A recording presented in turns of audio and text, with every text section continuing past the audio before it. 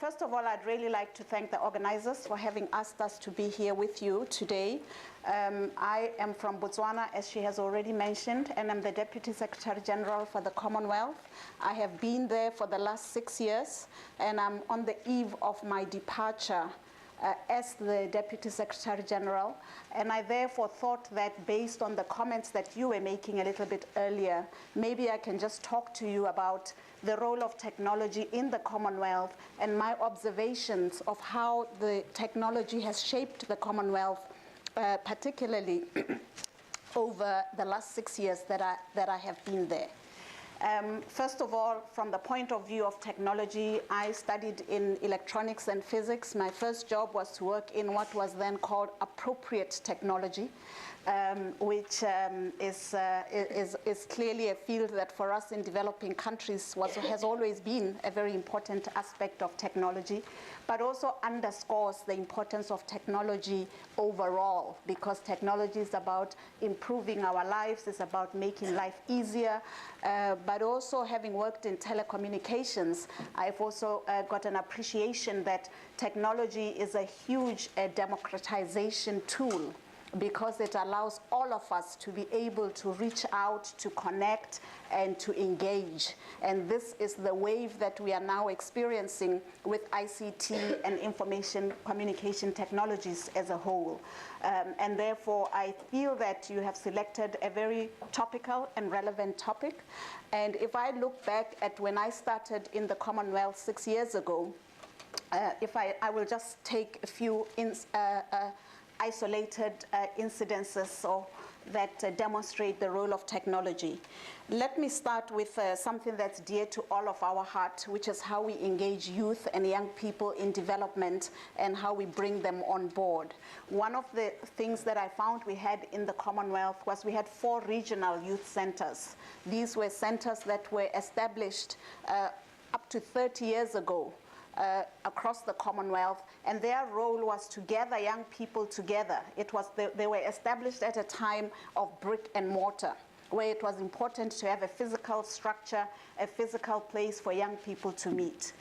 Fast forward 30 years later, we are now in an era where young people are meeting and over the airwaves and the broadband that is delivered.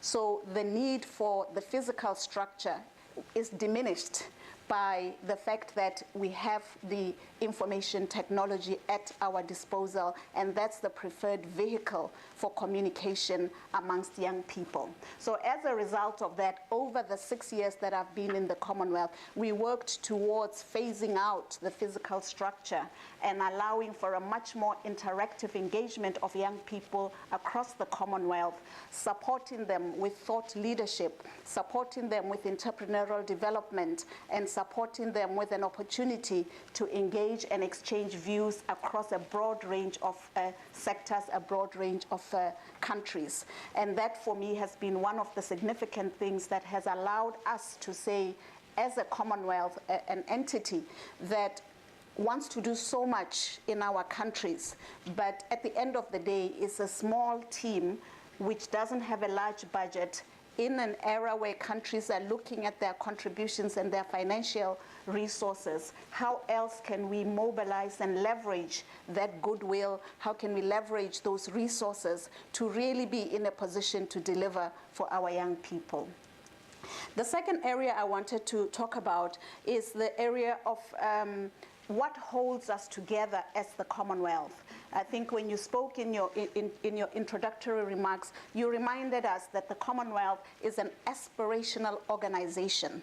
It's an organization that started with leaders from across our various countries saying, yes, we are independent, yes, we are no longer under British rule, but there's something in there that we want to build on. There's a commonality in terms of our development, in terms of our democracy aspiration, and in terms of delivering for our citizens. And that commonality brings us together because we have a common purpose and a shared purpose that allows us to say, how do we build on and how do we support each other, recognizing that not only are we across the 6 continents, but we also have members, we have 5 of our members in the G20, and we have a number of our member states as amongst the world's poorest countries. We have countries that are in the tens of thousands in terms of overall population, and we have the biggest populous country in our membership. So how do we deal with all this diversity? How do we consolidate this diversity? And how do we position it to be able to support us as we try to pursue this common purpose, this common vision, this need to deliver more for our people? And this is really the crux of the challenge with the Commonwealth. I think this is why we see everywhere when we have a situation, the world looks to the Commonwealth to say, what is the Commonwealth doing about it? Because this is the entity that tries so hard to pull together all of us sitting around this table, all of our respective priorities, our development challenges, our cultural differences, and our development goals and democracy. How do we act as one when we come from such a diverse area and in such a diverse background?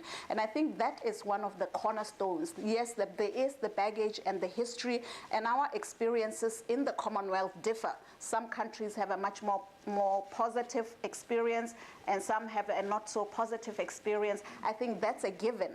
But where we are today is we are looking at the potential of the Commonwealth. We are looking at the next generation who don't know what life was back then, who don't know what the Commonwealth and what some of that baggage is. So my view is that the baggage is becoming less and less of an issue.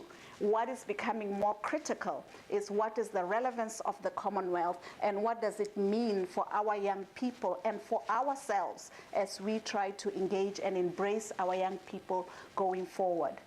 So what we did about 2 years ago is we consolidated all the statements that we had made in the Commonwealth, all the values that the Commonwealth, the heads of government had deliberated and declared all the way from Singapore in 1971 to Harare in 1991, and at every Commonwealth meeting had reiterated common values that leaders felt we need to hold on to these, and they are important for our own development and for our country's development.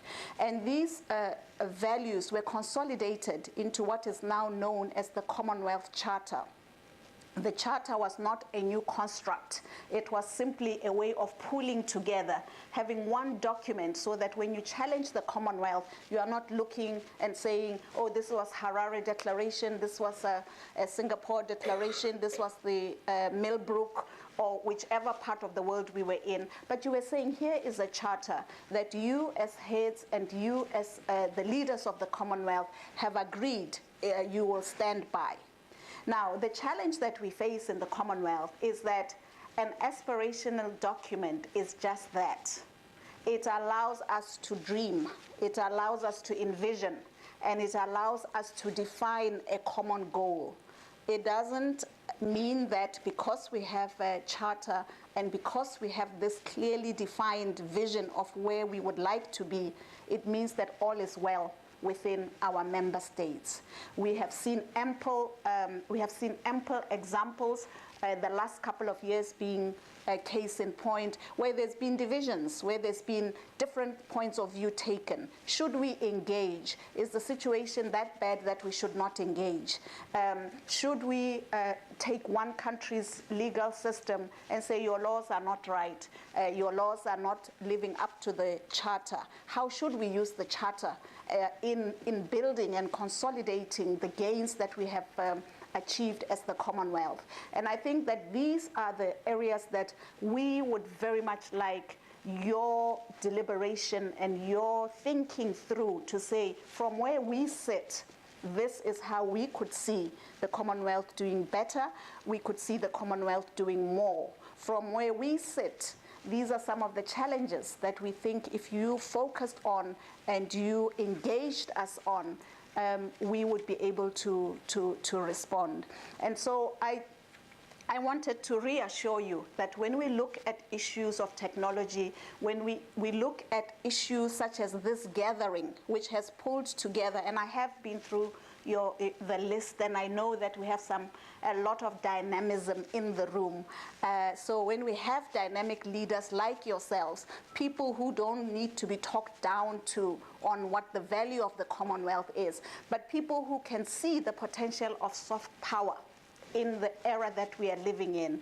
People who know that the answer is not always let the biggest guy or the one who's most vocal carry the day, who understands why it's important that even the smallest country amongst us must be afforded an opportunity to articulate their views and to be able, speaking for myself, to be able to serve at this level in the Commonwealth when I also come from a small country, and no doubt this is a manifestation of what we try to achieve in the Commonwealth.